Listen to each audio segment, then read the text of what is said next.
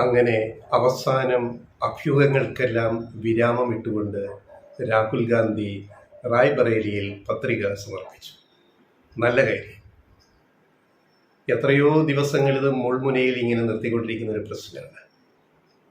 അവസാന മണിക്കൂറുകളിൽ പ്രത്യേക വിമാനത്തിൽ കയറി അവിടെ ചെന്ന് UP ചെന്ന് റായ്ബറേലിയിൽ നാമനിർദ്ദേശ പത്രിക സമർപ്പിച്ചു. അമേരി കൈവിട്ടു. സ്മൃതി ഇറാനിയുടെ വെല്ലുവിളി ഏറ്റെടുക്കാൻ രാഹുൽ തയ്യാറായില്ല. അവിടെ സോണിയ കുടുംബത്തിലെ വിശ്വസ്തനായ ഒരാളെ, സോണിയാഗാന്ധിയുടെയൊക്കെ വിശ്വസ്തനായ ഒരാളെ കോൺഗ്രസ് സ്ഥാനാർത്ഥിയായിട്ട് പ്രഖ്യാപിച്ചു. റായ്ബറേലി നമുക്കറിയാം സോണിയാഗാന്ധിയുടെ സിറ്റിംഗ് സീറ്റായിരുന്നു. കോൺഗ്രസിന് UPയിൽ ആകെ അവശേഷിച്ച ഏക മണ്ണ്, വളക്കൂറുള്ള മണ്ണ് റായ്ബറേലി. പക്ഷേ ഇത്തവണ സോണിയാഗാന്ധി വളരെ എളുപ്പവഴിയിൽ രാജ്യസഭയിലേക്ക് രാജസ്ഥാനിൽ നിന്ന് തിരഞ്ഞെടുക്കപ്പെട്ടപ്പോൾ അവിടെ സന്ദേശം കൃത്യമാണ്. രാഹുലോ പ്രിയങ്കയോ അവിടെ മത്സരിക്കുക. അത് നമ്മൾ മുൻകൂട്ടി പറഞ്ഞ കാര്യം. അവസാനം ആ നറുക്ക് രാഹുലിന് വീണു. പ്രിയങ്ക മത്സരിക്കാൻ ഇനി അവിടെ കഴിയത്തില്ല. ഇനി മറ്റൊരു ചോദ്യം, ഞങ്ങൾ എപ്പോഴും പറയുന്നൊരു കാര്യമാണ്, രാഹുൽ ഗാന്ധി വയനാട്ടിലേക്ക് മത്സരിക്കാൻ വന്നത് കോൺഗ്രസിൻ്റെ രാഷ്ട്രീയ മണ്ഡലമായിരുന്നു കഴിഞ്ഞ തവണ. ഇത്തവണ ആ മണ്ഡലം ആവർത്തിച്ചു. അതിന് കുറച്ചെങ്കിലും പരിക്ക് ഭേദമാക്കാൻ പറ്റുന്ന ഒരു തീരുമാനമായിരുന്നു രാഹുൽ അമേരിയിലോ റായ്ബറേലിയോ മത്സരിക്കുക. അപ്പോൾ ഇപ്പോൾ മത്സരിക്കാനെടുത്ത തീരുമാനം ഇന്ത്യ മുന്നണി പ്രതിപക്ഷ സഖ്യത്തിന് വളരെ ശക്തി പകരുന്നതാണ്. ഇനി ഇലക്ഷനെല്ലാം കഴിഞ്ഞ് വോട്ടെണ്ണി കഴിഞ്ഞ് സപ്പോസ് രാഹുൽ ഗാന്ധി വയനാട്ടിലും ജയിച്ചു, റായ്ബറേലിയിലും ജയിച്ചു.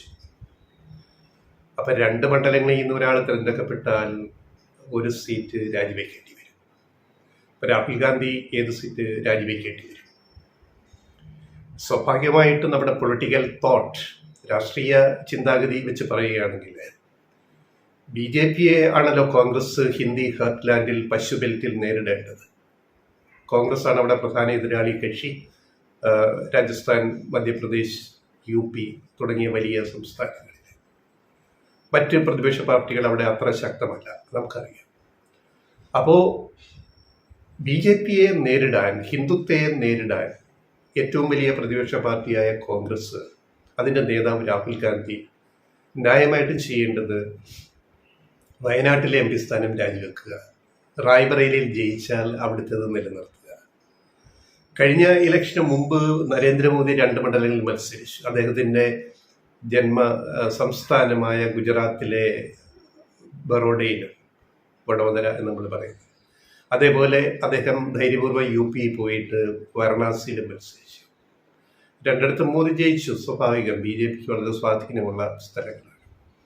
അവിടെ മോദി ചെയ്തത്, മോദി വഡോദരയിലെ MP സ്ഥാനം രാജിവെച്ചിട്ട് വാരണാസി നിലനിർത്തി, പഴയ കാശി. അതൊരു ഹിന്ദുത്വ അജണ്ടയുടെ ഭാഗമാണ്. വഡോദരയേക്കാൾ എൻ്റെ സന്ദേശം ഞാൻ വാരണാസിയുടെ, പഴയ കാശിയുടെ MP സ്ഥാനം നിലനിർത്തി പ്രധാനമന്ത്രിയായിട്ട് രാജ്യം ഭരിക്കുന്നു എന്നൊരു പൊളിറ്റിക്കൽ മെസ്സേജ്, ഹിന്ദുത്വ മെസ്സേജ് അതിനകത്തുണ്ട്. പുണ്യനഗരമാണ് വാരണാസി, അറിയാമല്ലോ. എന്ന് പറഞ്ഞ പോലെ രാഹുൽ ഗാന്ധി ഇവിടെ തീരുമാനിക്കേണ്ടുന്ന ഒരു കാര്യം അതാണ്. അപ്പോൾ അടുത്ത ചോദ്യം വരുന്നു, വയനാട്ടിൽ ബൈ ഇലക്ഷൻ ഉപതെരഞ്ഞെടുപ്പ് വരും 6 മാസത്തിനകത്ത്.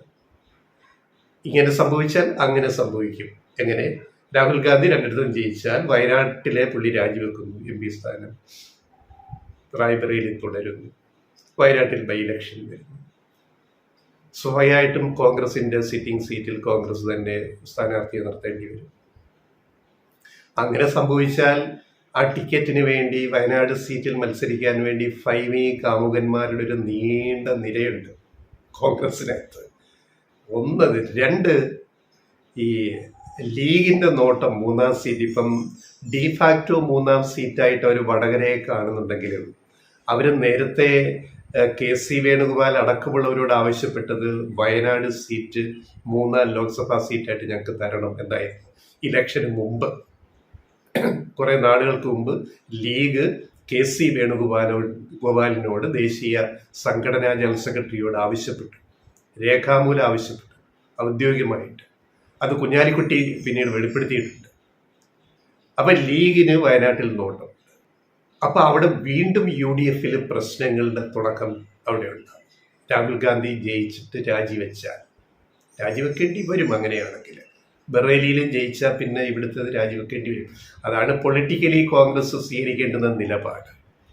അതിൽ നിന്ന് മാറുമെന്ന് നമുക്ക് തോന്നുന്നില്ല. എന്തായാലും ഇതൊരു കീറാമുട്ടിയാണ്.